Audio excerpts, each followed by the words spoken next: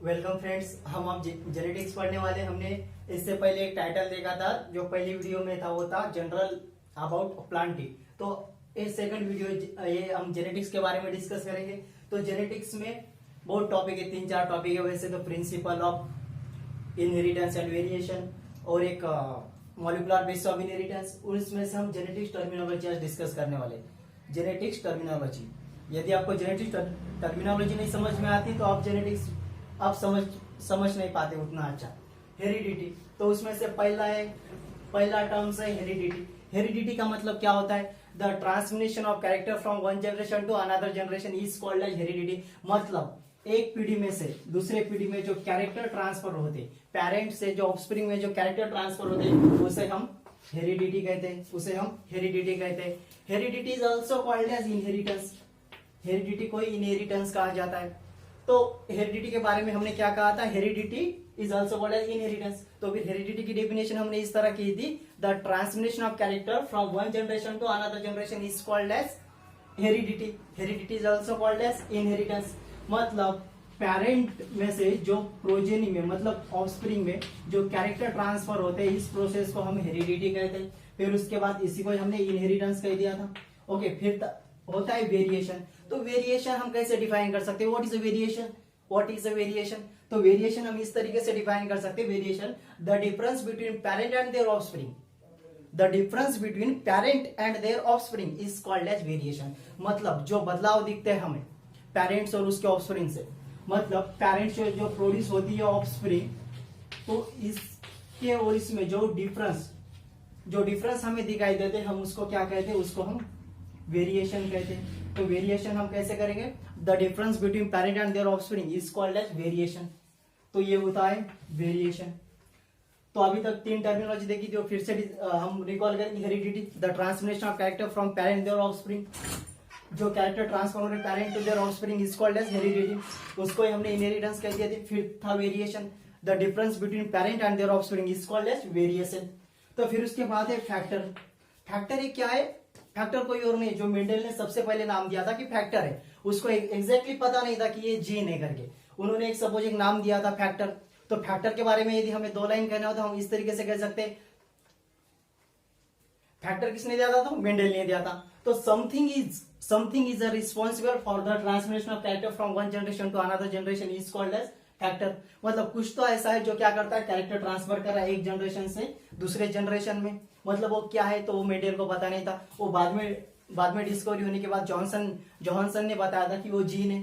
तो जो character transfer कर रहा है एक जनरेशन से दूसरे जनरेशन में, उस कैरेक्टर ट्रांसफर करने वाले को मेंडल ने फैक्टर नाम दे दिया था। तो फिर उसके बाद जब इस पर रिसर्च हुआ तो वो जॉनसन ने बताया कि वो कोई और नहीं तो क्या है? जीन है। तो जीन के बारे में हम ऐसे कहेंगे कि gene is a short segment of DNA which is responsible. Gene is a short segment of DNA. ये पूरा डीएनए, इसका छोटा टुकड़ा, मतलब इसमें नंबर ऑफ जीन है। और डीएनए किससे बनता है हमें पता है, they are made up from number of polynucleotide, बहुत सारे न्यूक्लियोटाइड से बनता है। तो इसका एक शॉर्ट सेगमेंट मतलब क्या होता है? इसका शॉर्ट सेगमेंट मतलब क्या होता है? वो जीन होता है। ठीक है, तो फिर जीन के बारे में हम कहेंगे gene is a short segment of DNA which is responsible for a transmission of character from one generation to another generation. मतलब हम पहले से बताते आ रहे हैं कि character transmission from one generation to another generation तो कौन कर रहा है? एक्चुअली वो जीन्स कर रहे हैं। तो ये जीन्स के बारे में, gene having a short segment of DNA which is having a information। Gene एक छोटा टुकड़ा होता है डीएनए के, उस पर पर्टिकुलर इंफॉर्मेशन पाई जाती है। ओके, फिर अगला है टर्म्स कैरेक्टर। हम कैरेक्टर को हम यदि डिफाइन करना हो तो कैरेक्टर के बारे में हम ऐसा कह सकते हैं, फीचर ऑफ एन ऑर्गेनिज्म। किसी ऑर्गेनिज्म का फीचर मतलब उसका कोई एक लक्षण हो, सपोज कुछ भी। तो feature of an organism is called as character कैसे कहते हैं? हम कैसे कैरेक्टर को डिफाइन करते हैं कि वो बंदा बहुत अच्छा है, ये उसका कैरेक्टर है। लाइक असल में हम कोई प्लांट बाहर से देखते हैं कि प्लांट की हाइट ज्यादा है, तो ये उसका एक कैरेक्टर होता है। और ट्रेट का मतलब होता है specific feature of an organism. किसी प्लांट को हम पर्टिकुलर देख रहे हैं किसी प्लांट को पर्टिकुलर देख रहे हैं, उसके बारे में पर्टिकुलर इंफॉर्मेशन कहना मतलब क्या, ट्रेट कहना। उसके ट्रेट के बारे में डिस्कस करना, वो हम आगे देखेंगे, ट्रेट क्या होता है, कैरेक्टर क्या होता है, सब आगे देखेंगे। फिर उसके बाद होता है phenotype and genotype. Phenotype and genotype दोनों दिया था जॉनसन नाम के साइंटिस्ट ने दोनों टर्म को कॉइन किया था, फिनोटाइप एंड जीनोटाइप। तो आप देखेंगे फिनोटाइप मतलब क्या, the external appearance of an organism is called as phenotype. External appearance, external मतलब बाहर रूप। किसी प्लांट के बारे में हम, प्लांट हो या एनिमल हो कोई भी, तो उसको हम बाहर से देख सकते हैं कि इस प्लांट की हाइट ज्यादा है, ये इंसान ऐसा है वैसा है, उसका जेनेटिकली मेकअप। उसके बारे में जब हम डिस्क्राइब करते हैं, मतलब किसी इंसान के बारे में हम डिस्क्राइब करते हैं, कोई हो फिर ऑर्गेनिज्म, तो उसको हम फिनोटाइप कहते हैं। इन शॉर्ट जो हम बाहर से देख सकते हैं, इन शॉर्ट जो हम बाहर से देख सकते हैं, एनिमल हो प्लांट हो कोई भी, तो उसको हम फिनोटाइप कहते हैं। तो इसीलिए इसको जब डिफाइन करते समय हमने कहा था कि external feature of an organism, external feature of an organism is called as phenotype. मतलब बाहरी रूप हम किसी के बारे में डिस्क्राइब करते हैं तो उसको हमने फिनोटाइप कह दिए थे। तो जीनोटाइप क्या होगा फिर, ये फिनोटाइप था तो ये जीनोटाइप। फिनोटाइप के बारे में हमने क्या कहा था, एक्सटर्नल अपीयरेंस, तो फिर जीनोटाइप क्या होगा, internal appearance of an organism.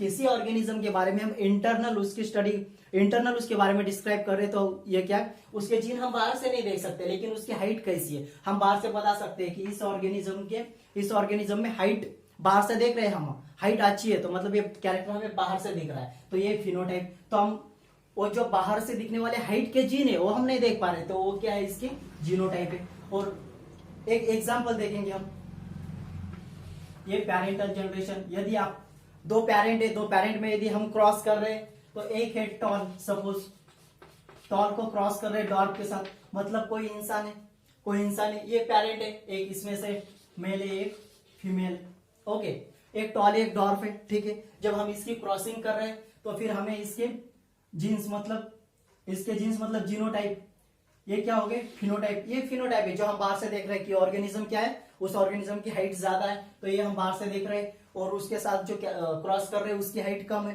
तो ये हम बाहर से देख रहे हैं, मतलब ये फिनोटाइप, ओके, ये क्या है, फिनोटाइप। तो फिर इसके जीनोटाइप मतलब हम देख नहीं पा रहे हैं, इसकी हाइट ज्यादा है, तो इसके जीन कौन से, कैपिटल टी, स्मॉल टी।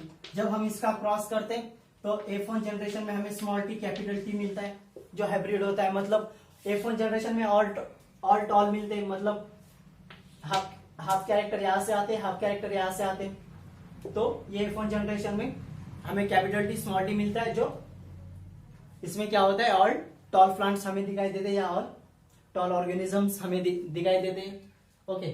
ये था इन शॉर्ट जेनेटिक टर्मिनोलॉजी। और जो बाकी टर्मिनोलॉजी है वो हम इससे आगे के वीडियो में कंटिन्यू करेंगे। Thanks for watching.